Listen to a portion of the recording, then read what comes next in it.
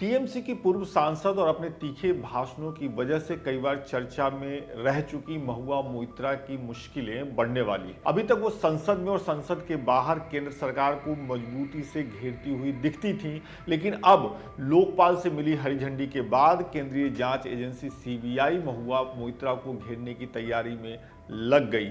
BJP सांसद और महुआ मोइत्रा के खिलाफ आरोप लगाने वाले निशिकांत दुबे ने इस बाबत सोशल मीडिया पर जानकारी साझा की। सुबह में ही साझा कर दी थी।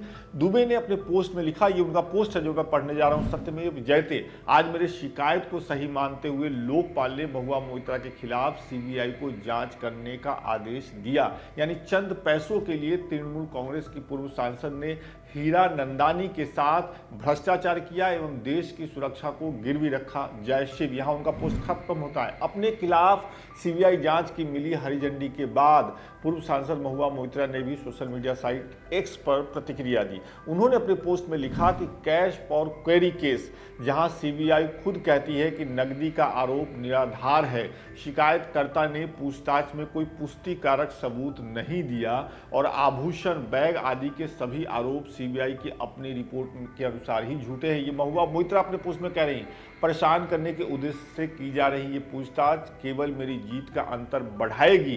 भाजपा कृपया मेरे खिलाफ उम्मीदवार ढूंढे। ये उनका पोस्ट है। जैसा कि हमने आपको ऊपर बताया, निशिकांत दुबे ने ही टीएमसी नेता महुआ मोइत्रा पर पैसे लेकर संसद में सवाल पूछने का आरोप लगाया था। इन आरोपों में आगे चलकर ये भी जुड़ा कि महुआ ने अपने दोस्त हीरा नंदानी को संसद की लॉगिन आईडी और पासवर्ड दिया। निशिकांत दुबे ने लोकसभा स्पीकर ओम बिरला को पत्र लिखकर महुआ के खिलाफ जांच की मांग की थी। इसके बाद एथिक्स कमेटी का गठन किया गया। एथिक्स कमेटी ने महुआ के खिलाफ लगाए गए आरोपों को सही ठहराया था और कार्रवाई की मांग की थी। इसके बाद महुआ मोइत्रा के आचरण को अनैतिक और अशोभनीय करार देते हुए उनकी लोकसभा की सदस्यता खत्म कर दी गई थी।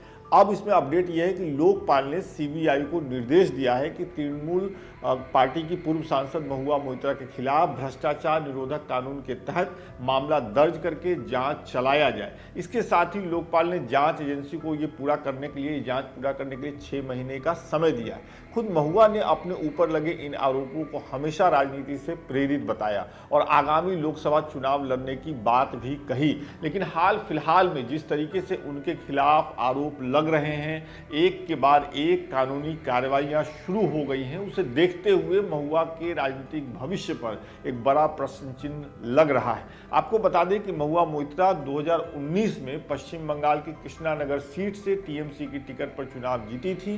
ममता बनर्जी की पार्टी ने महुआ को इस बार भी इसी सीट से उम्मीदवार बनाया है, लेकिन जब ये आरोप लगे तो पार्टी की नेता ममता बनर्जी ने अपनी सांसद का कुछ खास बचाव नहीं किया और इस वजह से ये अटकलें लगने लगी कि क्या इन आरोपों के बाद महुआ मोइत्रा से उनकी पार्टी खुद किनारा कर रही है। लेकिन लोकसभा चुनाव है, लोकसभा चुनाव से पहले नेताओं पे आरोप प्रत्यारोप लगते हैं। अभी तक महुआ मोइत्रा पर जो कुछ भी हुआ है, जो कुछ भी हमने आपको बताया, वो सिर्फ और सिर्फ आरोप है।